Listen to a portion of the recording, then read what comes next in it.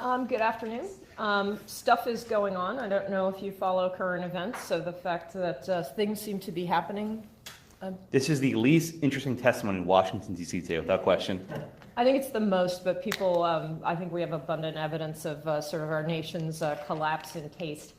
Anyway, so this is actually the first Project on Civil Discourse event. As I started creating this project, one of the first things someone sent me, like, hey, did you get a load of this? I think it was Caroline Frederickson from American Constitution Society said, hey, have you seen this?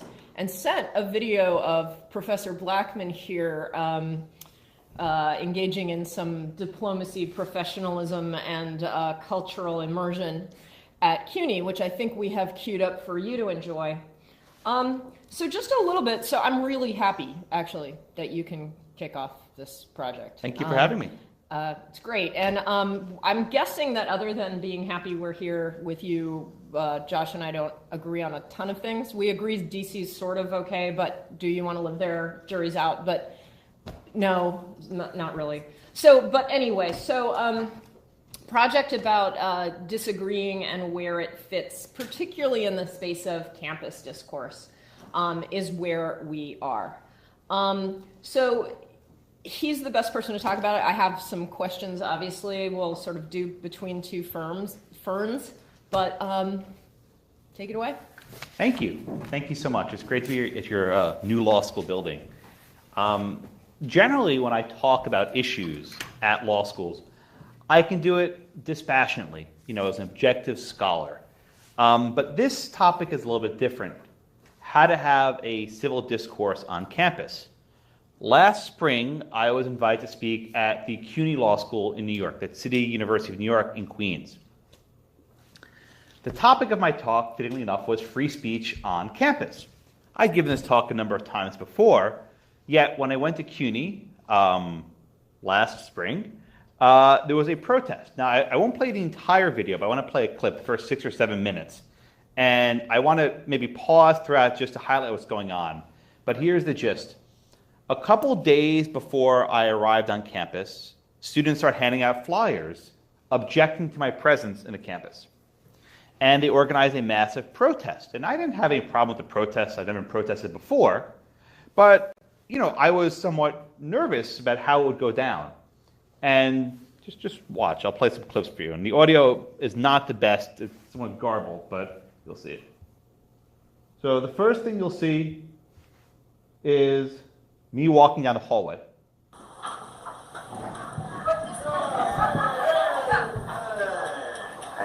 you doing, guys?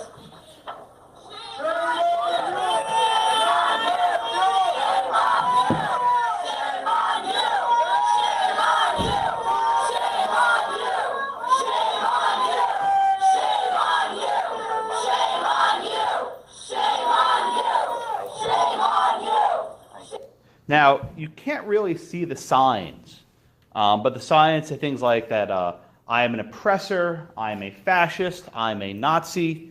Every manner of slander that you can think of, they were throwing at me. And they did this for reasons because I think of my own political beliefs. Now, I call myself a libertarian. People don't always know what that means, but I tend to be somewhat to the right of center, but pretty civil libertarian. But I've taken positions on some pretty controversial social issues. For example, DACA and DAPA. I think those are good policies, but I think they're illegal. I've taken positions on the travel ban. I think it's an awful policy, but I think it's within the president's power. And based on my substantive views, they simply assume that I am this fascist Nazi. Okay, so that was me walking down this hallway with all these protesters, and it didn't really bother me. They're shouting and screaming, holding up signs, whatever. It razzles you a bit, but you walk past it. Okay, so now I go into the classroom. You'll see it. Shame on you! Shame on you! Shame on you! Shame on you! So you can see the classroom's empty, right? There were about 60 protesters outside and like 5 or 6 people in the room. Now, what I would later learn is that there were a lot more people on campus who wanted to hear me speak, but they were afraid. They were afraid to be seen in the room with me because their classmates might shame them or embarrass them or humiliate them. By the end of the video, which I won't play, there were about 50 or 60 people in the classroom. And they all came in because they wanted to see me speak, but they didn't want to be seen there right away. Okay, so let's just play the video. Shame on you! Shame on you! Yeah, the room's completely empty. No one's there. Totally empty. So I saw in one of the videos that you sent me, you used a video or you set up? You can record yourself, yeah. No, I mean, So the setup is that's the president, that's who invited me, and then all the protesters walk in, and they line the room. They're all the way. Yeah, I'll mute it to make it easier here. They line the room. They go all the way around the perimeter of the room. Now I thought they would just stand at the back of the room, but instead they stood right behind me.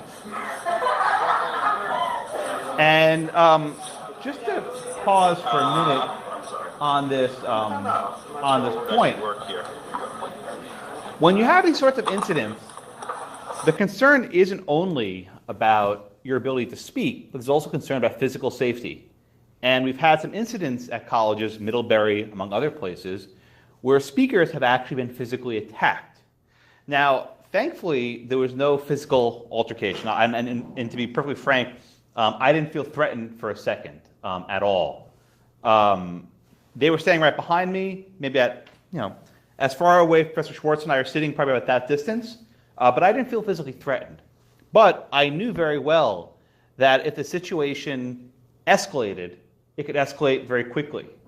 And very quickly, if they started to mob me, I was a goner. I can't take on 15 people, right? If they just jumped on me, I'd be done.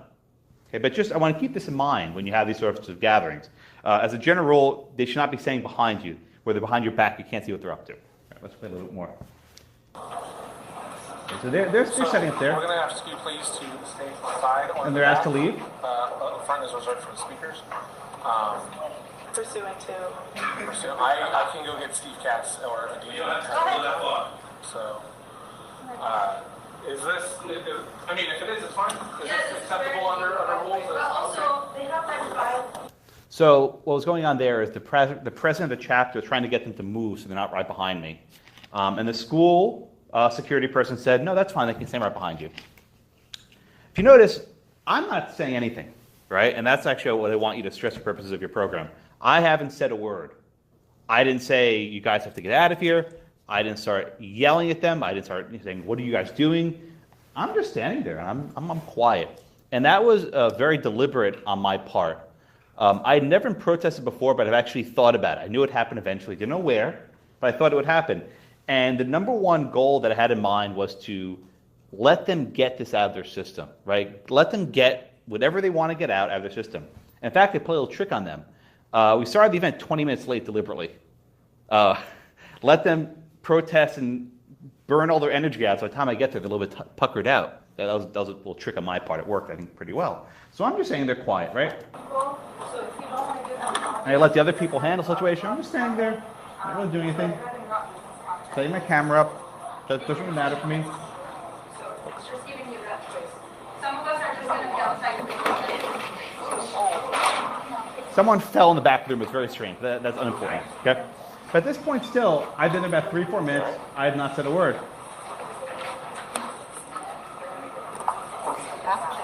Sorry, the camera's really shaky. Yeah, I'm just staying there quietly. I'm sorry? Yeah, I have multiple cameras. Yeah. My camera's right there, by the way. It's a really good camera. Portable, it's a handheld. And all 7 of you that showed up. Yeah. Had to be the white. I don't understand how Julian allows this. I just don't understand. Because at this point, they're about to introduce me. You see what happens? Directly affected by This is really a violent view. Legal objectivity is a myth. you still have an opportunity to leave. Yes. And also stop writing. So thank you guys for coming. We're here to introduce Professor Josh Blackman from the South Texas College of Law. He's here today to Yeah, that white supremacist. Yeah, call me white supremacist. freedom of speech within the context of university. I don't understand. Professor Blackman has written numerous articles on numerous constitutional topics, and he's been... See, Josh Blackman's not welcome here. Shame on CUNY, don't give oppressors a platform. Conservative hate does not equal intellectual debate. I like the rhyme, But that's a point maybe Professor Schwartz and I can address in a few minutes. He's given this speech many times before. And so, But here's actually my favorite sign. I have to admit, it says, your legal analysis is lazy and wrong. Agreed. I will concede that point. Professor Blackson, everyone. Okay, so they introduced me, right? Now we're going to go about 5 minutes. I have not said a word yet. Okay, and just watch what happens. He's filming us, just so everyone's aware, he's filming us. He's filming us. Well, thank you very much to CUNY for having me. It's not having you. It's not white men and those who support white supremacy. Okay, so if you see what happened, right? I said, thank you for having me, and they're jumping me. Again, you have to keep your cool when these things are happening. I didn't yell at them. I didn't say, police, arrest them. Again, my goal was to let them scream. Because people are like a battery. They have a finite amount of energy, and once they burn that energy, they got nothing left. So my goal is just let them get it out. I'm not white. I'm not white. Then why said those who support white supremacy? Excuse me, I think it was already explained to you that you're not supposed to interrupt the speaker once he starts. All right, so at this point, the event takes a change. So there's an administrator, she was an associate dean, and she comes in and you'll hear what she says, but she tries to lay down at least some rules. Was not effective, didn't do anything, but the administration did try and do something so I could speak. Everybody stop. Let me tell you something. The university rules are people get to speak. You may protest. But you may not keep anyone from speaking. If you do, I have other things to do. I will be back. Or you can resolve this yourself. Or you can have me resolve it. If you notice, she didn't say discipline, right? And one of the aspects that come up in these situations is what happens to people who disrupt events. Are they disciplined in the university? She just said, I'll come back, right? There's no actual threat there. And indeed, in hindsight, no one was actually disciplined for this situation. Why did you bring racism to your school? Can you answer that? Why haven't you provided support for students who are affected by hate speech? You hear me. You're not children, you can't talk yet. Please don't take the bait. So here, you can't see, it's off camera, but there's a professor in the back of the room who's telling students, don't take the bait, right? Don't take the bait. What does that mean? They thought I came to campus to troll them, to use a word of the day, right? That I came to campus to try and elicit a reaction from them. They thought I was not there to speak, but to simply agitate and make people angry. And they actually blamed me for their protest. This was a very strange sentiment. You'll see this in a minute, but one student actually says, you came to CUNY knowing this would happen, right? It's like, you forced us to do this to you. Why'd you force us to do this? Why'd you come to our home? There's a huge law school with lots of classes and lots of things going on at the same time. They came to see me to protest. So I'll keep going.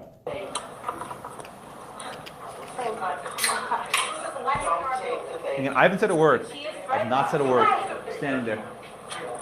It's ultimately her choice whether she wants to do something. It's not ours.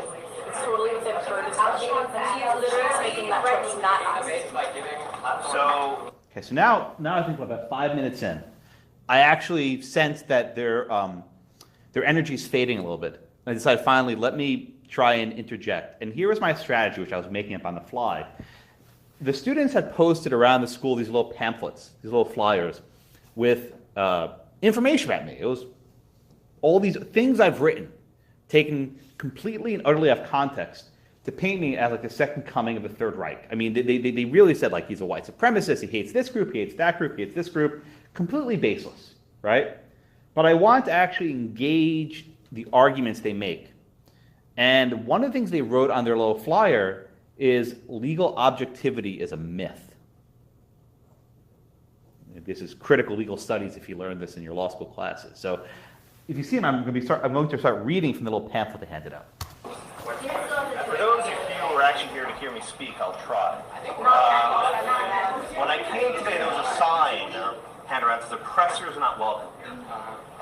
And it says at the bottom, we reject the idea that his views, my views, merit space on this campus, and reject the myth of legal objectivity. Josh Blackman is not welcome at CUNY Law. Congratulations, you maybe feel not welcome, but I'm still going to say what I'd like to say. Thank you. I tried. And so one tactic, again, is humor. It's okay to be a little self-deprecating with these people, right? It's okay to have a laugh at your own expense because it disarms them, right? They were expecting me to come out and start attacking, calling them little snowflakes, and saying you got a bunch of little, anti-fascists, whatever. Not a word for me. Totally smiles, totally sense of humor, very light.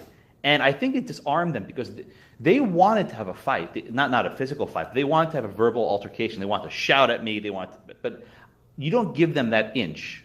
And if you don't give them that inch, they can't take it. If you maintain a civil demeanor, you're in a much better position. And this turns, I think, for my benefit in about a minute. I'm going to keep rolling the tape. So I actually want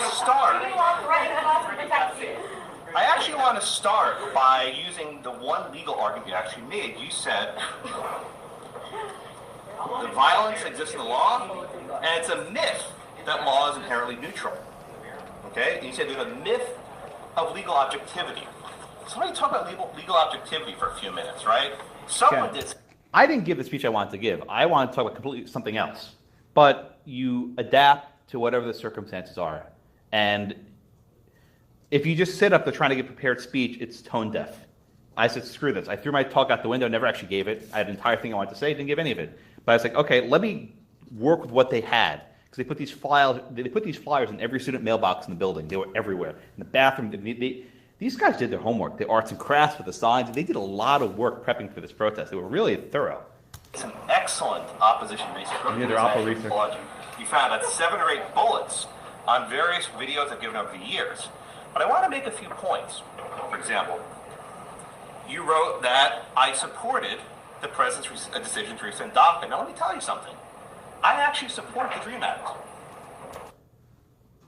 Try and find common ground with these people, right? My goal was to bridge some sort of common ground with them to make some connection. That even if the people at the front of the room hated me, there might be people in the audience like, well, maybe this Josh guy isn't that unreasonable. And it's true. As a matter of policy, I think the DREAM Act is a good law. It's a good bill. I would vote for it in a heartbeat. But watch what happens, right? Watch how they respond to my trying to break a middle ground with them. Just watch how they respond. This might surprise you. I actually think the DREAM Act is a good piece of legislation. And we're a member... Okay, hear that. Gaslighting. You know what gaslighting is? It's a common phrase used to describe someone who creates a false sense of reality. Someone who gaslights is, imagine just putting it comes from an old story that someone puts the old gas lights. If you inhale too much gas, you go crazy, right? They thought I was trying to confuse them and create this alternate sense of reality by saying, oh yeah, I like the DREAM Act, whatever. And I was trying to deceive them. And it wasn't, but again, just watch how this transpires more. Oh, let me speak, please. And we're in... Again, can I speak? Be permissive. May I speak? May I go ahead? Are you done? Asking these kinds of questions disarms them. And we're a member of Congress. I would vote for the DREAM Act. My position is that the policy itself was not consistent with the rule of law, which teaches a lesson, right? The lesson is this. You notice they're not screaming anymore. They've actually lost it, right? They stopped screaming. They don't have anything more because I'm not giving them what they wanted to hear. They're snapping. That's the best they can snap. You can support something as a matter of policy, but then find that the law doesn't permit it. And then the answer is to change the law. Fuck the law. You heard it? Fuck the law. At that point, I knew they were done, right? They had nothing left. These are law students, by the way, people who will be lawyers in a couple of years. The best they could muster against me was fuck the law. At that point, I knew it was over. I was like, okay, I won, right? They have no rational discourse. All they can do is hurl slurs, hurl slander, hurl invective at me, and just curse, saying fuck the law. I'm like, okay. So then I'm like, oh, this is my window. So after this, ready? Why don't you support people? Why don't you support Fuck the people? law, right? That's a very good thing. You are in law school, right? And it's a bizarre thing to say fuck the law when you're in law school. Welcome to CUNY. Well, I've been... You chose CUNY, thank you. You hear what you said. You chose CUNY, didn't you? Because you knew what would happen. They really thought I came there to get this reaction. I've never protested in my life. I didn't think anything of it. But they thought I was trying to bait them. And once they realized that I wasn't who they thought they were, they leave. They're going to leave in a minute. I'm just going to keep rolling the tape, and I'll go on to our discussion. I knew what would happen if you came here. Well, if you let me speak, let me speak. So fuck the law, right? That's a good mantra, fuck the law. That's why I'm just mocking them with their own words, because they said an insane thing, and I couldn't believe they said it. Democracy, look how many of us, how many of them?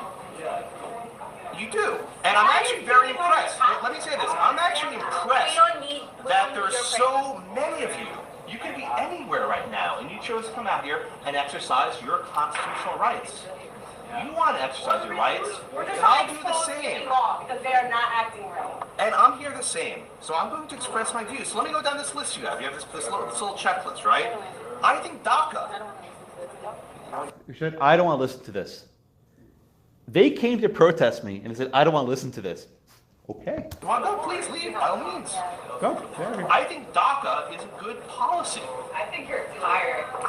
No, I'm feeling pretty good. You're lying I to think you're yourself. white supremacy. Okay. Fuck. Oh, that. This is really about CUNY law and how you let this happen. And shame on all of you for being here. How could you let that happen? I don't support this, right? Then why are you here? Why are you here? You're in this school. I don't get it. I support it. But I want to ask them a really hard question, which we should all try to ask them very hard questions. Like the notion There's a student in the back who came to actually hear me talk, and he said I want to ask him some hard questions. of legal objectivity. Yeah, let's talk about that. But it's now underlined by the fact that the country and the Constitution was founded on a basis of white supremacy. Yeah. So the whole notion of neutrality is a false notion because no, it's a whole it's a false notion. Let him talk, please. And I think that's a truism. So I think the idea of legal objectivity, ideally that's what we strive for in the law. But also at the same time, I think it's a false argument to sit up here and say that the law is always objective because it isn't. Look at all of the incidents of police brutality. And I can let it roll. It goes on for another hour. I abandoned my talk, and I took nothing but Q&A from those students for a good hour. Every question they could ask me about the Constitution, about criminal justice, about separation of powers, about free speech, about hate, everything you can imagine. I took every question, and I answered it as honestly and sincerely as I could. Now, if you fast forward to the end, to the very end, right? You'll see that the room's packed. Whoa, where did all those people come from, right? They all came in after the protesters left because they told me that they were afraid to speak out and be seen with me. And in fact, many of them said they were afraid to speak out in class, not because of fear of retribution from professors. They were afraid of retribution from their colleagues, peer pressure, if you will, that they would be shamed. So I stayed there for a good hour and 20 minutes, taking every question they could after this entire scenario. So the upshot is I still think there's a good ending, but the beginning was pretty lousy. You're complimenting too much. I think, like, there's a couple nuances, but I mean, like, you seem like generally like a libertarian thinker. I don't think anyone's surprised at what you think. Like, there's no messianic, like, Damascus moment here at the school about what you think, I would say, to answer your question. Okay. Anyone else want to add anything? Justin, can we finish this? Yeah. Anyone else? Thank you. So it was an absolutely surreal experience, and I learned quite a bit from it. I think there's a lot to learn from this scenario, and I welcome our discussion with Professor Schwartz, and we can have a talk. But this was a very enlightening experience for me, and I think I've become a much better speaker for it. Thank you. So you really didn't say fuck the law while you were studying for the bar? Seriously? That was not on the bar. Okay.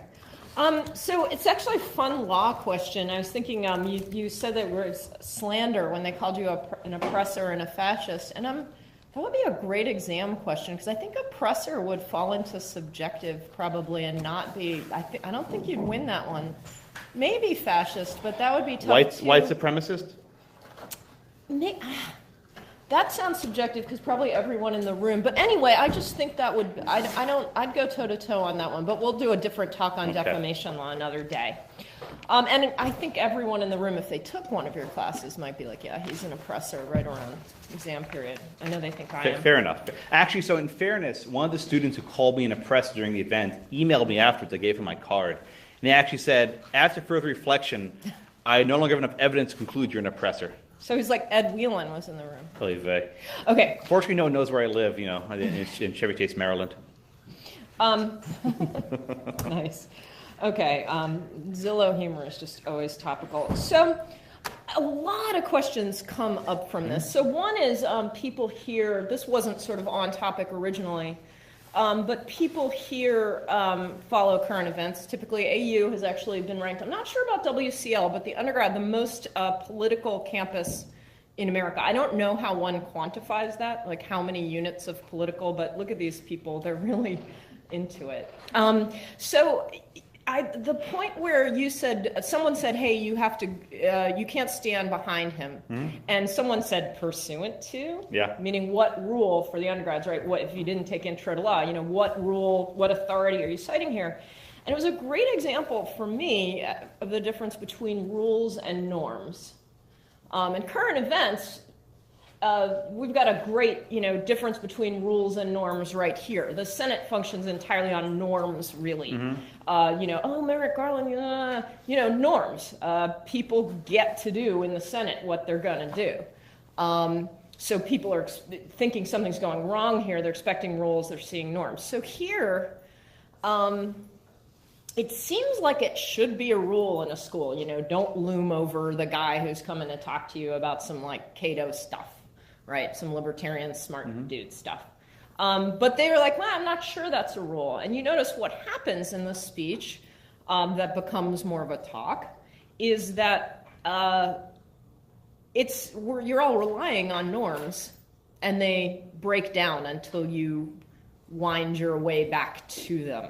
Mm-hmm. There isn't really a rule that's functioning there. So that feels like the campus speech thing.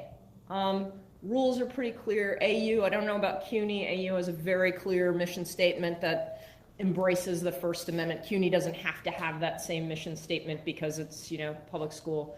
But we've got this policy on expression and freedom and academic freedom and all this stuff at AU that AU, could say, I don't care about, but embraces. So, but when you come down to it, this doesn't create some kind of enforceable right for anyone to have a nice day when they visit us. Mm-hmm. We do have pizza though, right? So what do you have to share with campuses when we're functioning in this space where the rules don't really get you to a nice talk about what you planned? It requires norms, and the norms ultimately are really student driven. All the faculty want to just hear you out and invite you here and stuff.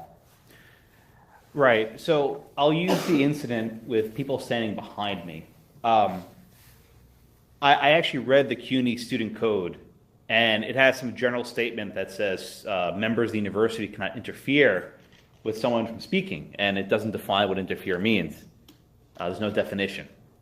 Did they interfere with me speaking? The fact that they were behind me, it didn't bother me. I'm pretty oblivious to things. I don't really care.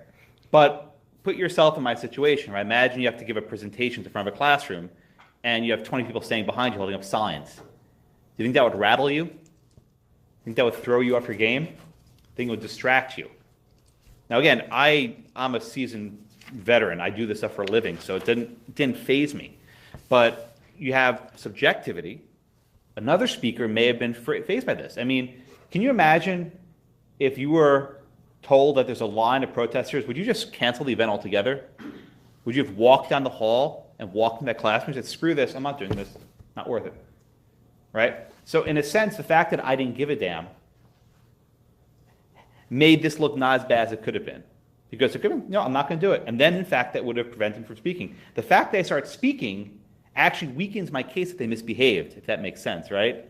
The fact that I continued speaking mitigates the argument that they interfered with my speaking. But as a matter of norms, this is not in writing, and Professor Schwartz made this point quite astutely. There's no writing standard about what happens. Now, I think it would be a good idea to make a rule that says students can protest not in the front of the room. I think that's a good rule. The attention should be focused on the person who is invited to speak, not other people. And if no other reason, there's a security concern. Again, I didn't engage them, I didn't scream at them, I didn't bait them, whatever else. But had someone else been a little bit more provocative, it could have gotten violent. And there was one security person in the room, in the back of the room, there's no way they could have protected me. None, zero. In fact, I didn't mention this, but I'll mention it now. When you are speaking, usually, I walk into the front door there, you leave, no one really pays any attention to me. The security person before the event asked me a question which I'd never gotten. He said, what's your exit strategy? What? How do you plan to exit the building? I'm like, Uber? He's like, okay, that's good. You're not taking the subway. I was like, oh. They were actually concerned that if the thing went south, that there might be trouble waiting for me outside. And that's not a trivial concern. Look, I'm a professor. I'm not a professional fighter. I can't handle myself. I'm in New York. They don't recognize the Second Amendment, so I can't really defend myself in any meaningful sense. It's truth. Yeah. The bad guys have guns, but I don't have one. But this was a legitimate concern. So I think in terms of norms and rules, a very basic rule should be speaker safety. That's very important. At a very minimum, there should be something for speaker safety. And having some sort of physical separation between the protesters and the students, I think everyone can agree. They can be in the back of the room with their signs. They can be screaming. I wouldn't have cared. But the front of the room, I think that's an easy one to make. Now, in terms of at what point does interference turn into obstructing an event? Right? Think of Trump, of interference, obstruction, there's no collusion, right? Did the fact that they only protested for 5 or 6 minutes and left warrant discipline? I think this is a very legitimate question, what I'm still thinking about. I don't have a good answer, even though I was there. A lot of professors have said, well, because they let you speak and they left, there was no problem. But hindsight's 2020. I didn't know how long they were going to stay for. And to be perfectly frank, I was actually worried they would come back. I didn't know. I had no idea. So at the entire time, I was still apprehensive that this might go on. And it's very hard to measure this. I do think there should be a general rule, and I do think there should be a rule, not a norm, that the speaker, if he's given X minutes to speak, he should be allowed to speak without interruption. And then having Y minutes of Q&A, then it could be opened up to the general public. I think that'd be a good rule versus a norm to have. Because if they're just shouting at me and I can't get my speech out, it defeats the purpose of the invitation. I was invited to speak, not them. They can have their own comparative event next door. So in terms of rules, I think physical safety is an important rule. I also think an important rule would be no interruptions during the speech in chief, so to speak, the actual primary speech. Okay? The actual interruptions can come afterwards. And if they want to ask me these hard questions, I'm game. But let me get my message out. Great. So you mentioned that they thought you were here to troll them, and it's interesting to me. They must have thought very highly of themselves to warrant it. But what about when a speech actually is about trolling?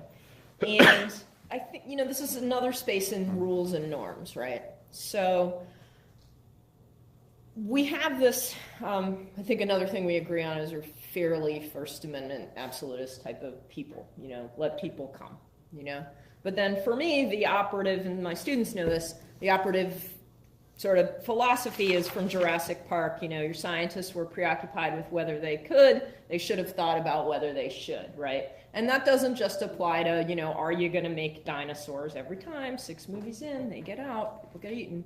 But it applies, I think, to how you act in an academic community. So we know the rules around campus speakers. Mm-hmm. So CUNY doesn't invite Josh Blackman. They're not that smart. They don't want to hear about, interesting First Amendment issues around gun blueprints and stuff. They want to invite Richard Spencer because they want to hear interesting legal issues around, the sort of inferiority of Jews or something. That's what they choose. So the rules are, okay, What about the norms? Right. So, one note on Richard Spencer, and I'll make this point briefly. He's generally not invited to speak. Most public universities have rooms that could be rented. That is, anyone comes off the street and can rent a room. And in fact, Richard Spencer, who is this basically a neo-Nazi, I don't know what label he gives, but basically a white nationalist. I think that's the label he uses. So I'll try and use that label. He shows up uninvited, and people, have these massive protests. I think a better example that fits Professor Schwartz's question is Milo Yiannopoulos, right? He was invited here, actually. Was he? I didn't know that. Yeah, he came here 2015? It's on YouTube. It's on YouTube. Yeah. So I mean, Milo, again, I have no love for the guy. He's alt-right. He says things to get a reaction, right? He's not there to actually spread any ideas. He's there to piss people off. And students do invite him. Also, someone in that camp is Ann Coulter, who has been around forever. When I was in college, I was actually far more conservative than I am now. I became more of a libertarian in law school. But I used to be an Ann Coulter fan. I actually bought copies of her books, and I listened to her on the radio all the time. And I remember she came to Penn State, where I went to college, in 2003 or 4, when I was a student, way back when. Some of you probably weren't even born yet. I actually asked her a question. And it was a question about Israel. I can't remember what the question was. I have no idea what it was. But then she made this comment, which I was like, whoa. She said something like, America's Israel's pimp. I'm like, what? I had asked some question about whatever conflict was going on in Israel at the time. What I know. I was like, wow, she's an idiot. And I stopped buying her books after that. I was actually a fan. I was like, wow, this is a waste of my money. Buy a $20 book of hers is a waste of money. So I stopped buying her books. And I think that's an illustrative point. When you have idiots come to campus, people can see that they're idiots. And they don't want to follow them. The flip side is when you censor and ban people from campus, it creates a mystique and allure. It's like, wow, why is this person being banned? Maybe there's something I should hear. Right? So when you tell a kid, don't touch that, they're going to touch it. So to the extent that colleges want to invite people like Milo on their campuses, the best thing you can do is protest outside and show people why this guy's a moron. Let them speak to an empty room, right? There's so much information on the internet. Banning someone from campus will not keep people in the dark. They can Google YouTube and see Milo for 5 seconds. The advantage of having a person on your campus is he takes questions, and you can point out how stupid he is or she is. And so to the extent that there's any norm, I'd say it's let student groups invite whom they want and protest the hell out of it. But one important question is one of safety and security, which is a rule that I feel very strongly about. Some universities have started to impose costs that they make the student organization pay for the security costs. And look, student organizations can't pay for this. We barely afford pizza, right? You get a couple pies of pizza, and that's basically your budget for the year. So I do think, unfortunately, universities do have an obligation to allow groups to invite these sort of big speakers and fund it. It does come from student funds, and it's not a happy thing. But I think it's a far worse situation where the mere threat of a protest can result in disinviting of a speaker. And it's not just Milo, people like Charles Murray and others who I think do have more substantive things to say than just Milo, who's basically a troll. So about that, it seems to me that there's 2 heckler's veto challenges that happen with the idea that you've set up. So one heckler's veto problem is literally what you saw there, and all we have to do, right, is, and I think this is what you're trying to avoid, is people threaten enough protest and suddenly we can't have our speaker anymore. And it could be that it's some jerk who's not going to teach anybody anything, like Ann Coulter, right? There's nothing she's going to say to you in the Q&A you can't get out of her book.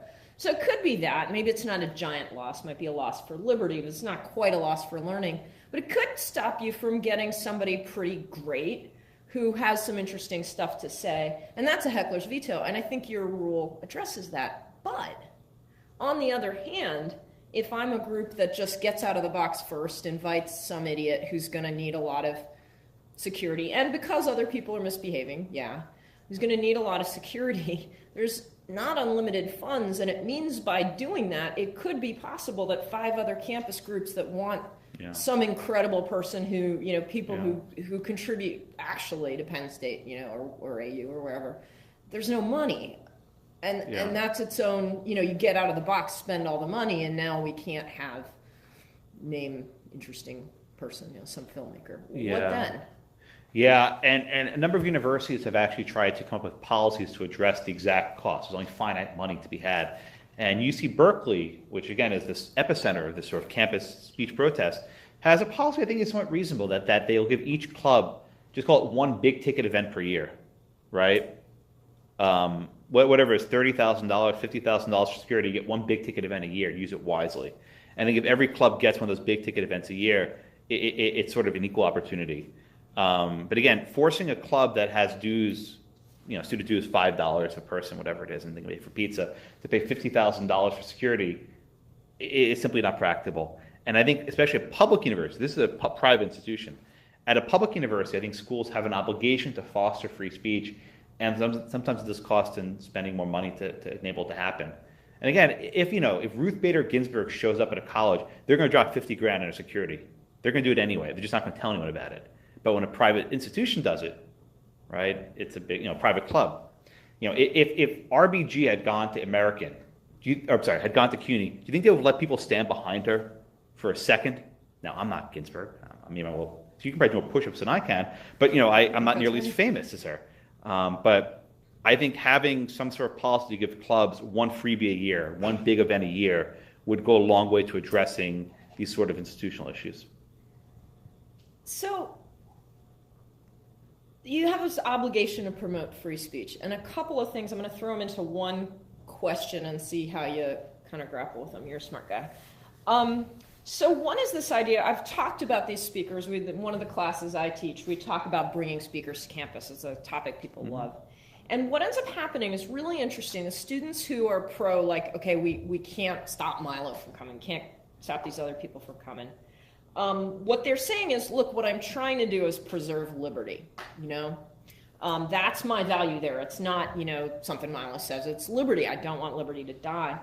And a question that's been very hard to suss out, and I actually brought in our campus chaplain to co-teach with me to see where we'd get to, is, does liberty requires, right, that we allow the KKK to march and we sort of stand with them and say, yeah, I'll represent you.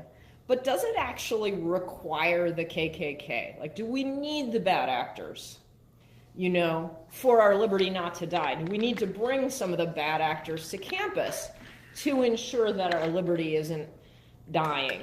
Is a question we couldn't answer in my class. And if we do have some kind of obligation to promote free speech, and I'm biased here, but I think private institutions do just as much, because it's what a school is about thinking and talking. Like, that's the only reason we're here, and free pizza. But that's it, right? So what do you do in a homogeneous environment where nobody's really, we're not having protests because, let's say, Hillsdale, where Pence did his graduation speech, or someplace else that it's homogeneous, so nobody's bringing the opposing speaker at all. Does the administration have to go find, be like, please, Bernie Sanders, come to Hillsdale? Or something like that. Mike's thinking no. Right? What then? How do we preserve liberty and preserve something like balance and discourse? It's a fair question, and I think the answer actually starts not with the student body, but with the faculty. One of my other hobby horses is ideological and intellectual diversity among faculties. It should come as no surprise to anyone, I think an American, that professors tend to be far to the left. You can look at political donations, party affiliations, any objective measure, and professors tend to skew to the left. Now, there are a lot of reasons why people say that there's a imbalance of professors, that conservatives like money, that they're not intellectual. Go down the list. They're cavemen. They don't believe that the earth is round, whatever, right? Go down the list. But to the extent that you only have faculty thinking in a certain way, then it's not surprising that their students only think in a certain way, because generally we teach what we know. I try as hard as I can to be balanced. I'm sure Professor Schwartz does the same, but we all have our own cognitive biases, and it's inevitable. And one of the virtues of having a debate or a discussion like this, even if we have no ferns, is that we can have different perspectives on an issue. So no, I don't think Hillsdale needs to go by Bernie Sanders, but I think all colleges, and they're predominantly to the left, you can name Hillsdale, maybe Liberty, and count them on two hands, the conservative colleges, but all colleges should have a more balanced faculty to expose students to different types of ideas, and then maybe the students in their initiatives will invite speakers. And maybe if you have a faculty member who has certain perspectives, that faculty member can invite speakers to challenge your students' assumptions. I mean, I speak at 40 or 50 law schools a year, and often I feel like I'm a foreigner. Like when I went to CUNY, I felt like I was an ambassador from a foreign nation, bringing this knowledge of originalism and textualism and to like this enemy audience. I felt like an ambassador, and I had to bring my passport, get stamped on the 7 train, right? But it's an important aspect, and it's one of the reasons why I think the Federal Society is such a good group. They basically fly in parachute style, right? 101st Airborne, speakers to these campuses where they might otherwise have a platform. Do you want the Q&A? We're almost to one. Yeah, I think the students need to do this. Yes, ma'am. Hi, my name is Eliza. I just wanted to ask you, or I guess kind of like make a comment about the balanced faculty thing. I think that typically when people are like college students or like liberal snowflakes, it's because when you're exposed to a wide variety of people, from my experience at least, you tend to get more liberal because you tend to want to bring those people up and want to kind of engage with them in an equal way. And I mean, I'm not as experienced as you, and I'm super not like a lawyer or a law person, but I feel like conservatism isn't necessarily as like into equality as liberalism is. And so I think that that's why universities are liberal, is because we get to be exposed to so many different types of people and so many different types of life experiences that we tend to want to equalize those. And so I think why, or I guess like, I don't really know what like a question would be, but what do you think about that, I guess? Well, thank you for the question. So this is perhaps a topic for another debate, but why does a person become conservative? Things which you're asking. If there are all these other wonderful things in the world, right? How can they still be conservative? Is that in a nutshell what you're getting at? Yes, essentially, yeah. Kind of. Wow. So let me try to answer this question in a couple different parts. The first part is that very often the way a person approaches the world is based on certain beliefs that either they're born with or that they're raised with. And merely being exposed to certain things on campus doesn't necessarily change the beliefs. Sometimes your beliefs are hardwired. Other times your beliefs are shaped by the world that you live in. And perhaps you have certain experiences. I can say my own experiences. September 11th was a very formative experience for me. When were you born after 9/11? Yeah. Sorry. So no, it's okay. Look, I started teaching when I was 28 years old, and I keep getting older, and you say the same age. The first year undergrads were born in 2000. Yeah. So I was in New York City in 9/11, and I was very liberal in high school, very liberal. I mean, I couldn't vote in 2000. I wasn't old enough. I probably would have voted for Al Gore. But I was in 9/11 in New York, and I smelled human flesh, and I saw these things, and I was like, holy crap. This is serious, and I was, grateful that George Bush was our president at that time. Now, I've since become a little bit more libertarian over my years, but for me, that was a formative experience that actually shaped who I was, and that didn't really change when I went to college. And I have friends from around the world and who think different things. So I don't think it's enough to generalize that because you're on a campus exposed to various acts of diversity, you have to believe one thing over the other. You can believe these things are good and still favor certain economic policies. You can think that certain liberal policies may be well-intentioned, but lead to long-term consequences that are not desirable. Debt, control of the government, go down the list. But there's lots of aspects of conservatism that may surprise you. And there's libertarianism, which is where I usually frequent, which is somewhere in the middle, where socially I'm quite liberal and fiscally I'm quite conservative. Thank you for the question. Very thoughtful. Yes, ma'am. I know you have this approach where you keep it cool and you're calm and you use humor to disarm people who are trying to protest your events.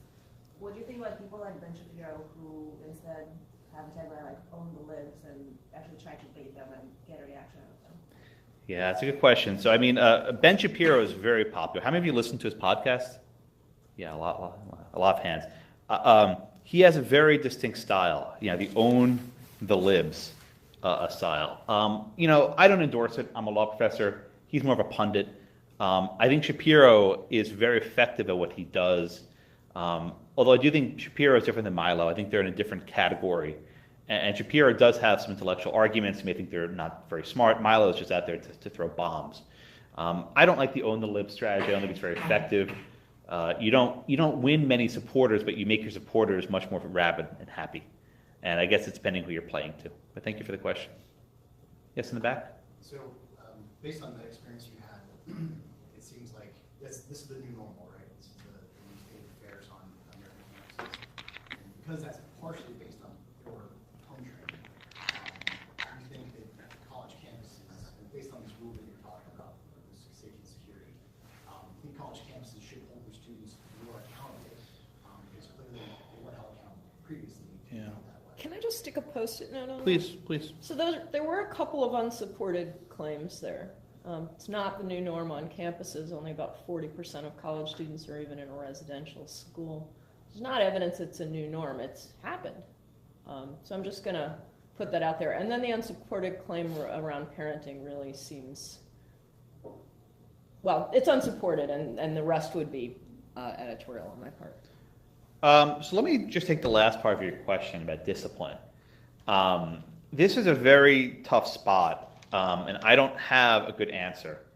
I don't want a culture where students feel chilled, right? They have free speech rights, I have my free speech rights. I believe that very firmly.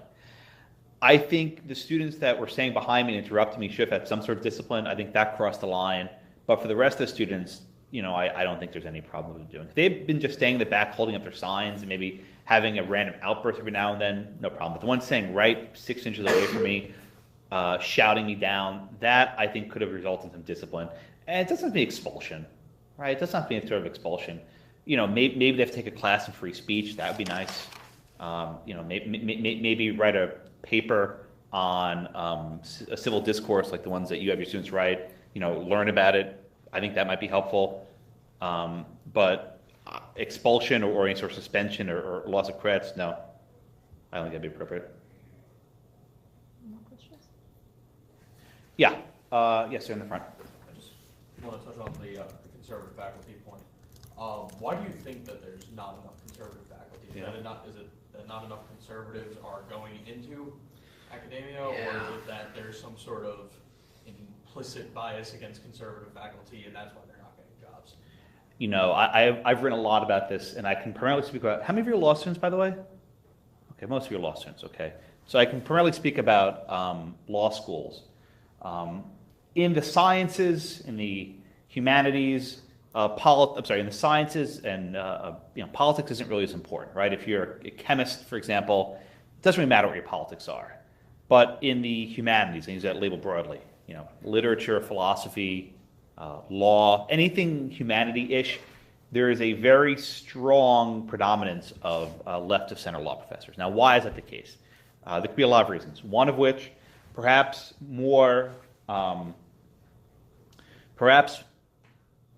conservatives don't like going into the field because they like money. And they want to make money, and they don't want to go become a poor academic. I don't find that very persuasive, but that's one reason. Another reason is maybe conservatives are just not intellectual. That's maybe your question, right? That they don't have the same worldview that...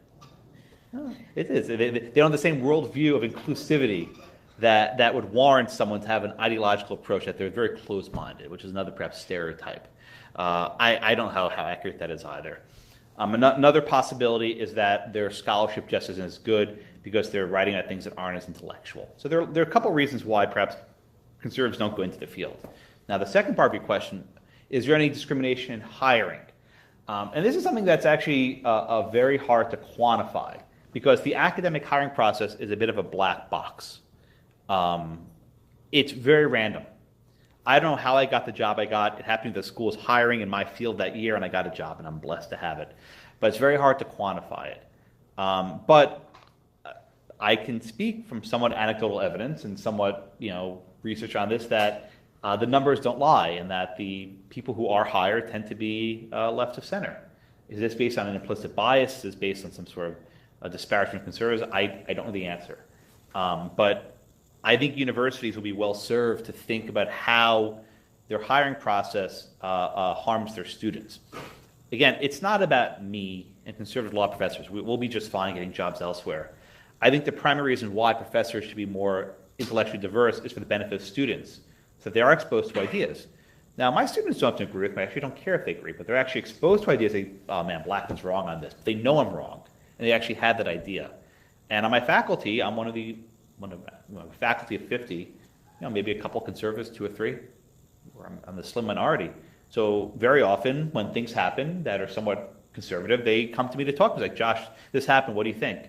And that's a valuable asset to have on a campus, that there's someone they can trust to talk about certain things that might be sensitive. And I'll give you an example. We had a graduation speaker last year who went off on a rant about gun control and how the NRA was evil.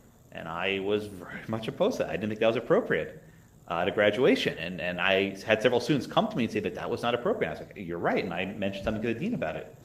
But that's having a valuable voice that may not otherwise exist. I think the hand was up somewhere over there. Oh, was there another hand here? Yeah. And maybe this makes this last question. People have to perhaps get up and go. Yes. So first of all, I just want to say thanks to Lara for doing this. It's a really important conversation for us on campus. And I have a lot of thoughts, and I'll try to keep it to a couple. Number one, the real punishment for the students who protested at your talk, maybe there should be some disciplinary, but let's stay focused on the fact that they didn't actually get to make their point. Right? When you're screaming, you don't get to say, well, here are the reasons why you're wrong and represent a different point of view. All you're doing is sort of yelling and running around, and then we haven't actually been able to talk about what the controversial things that people might disagree with in the things that you were going to say.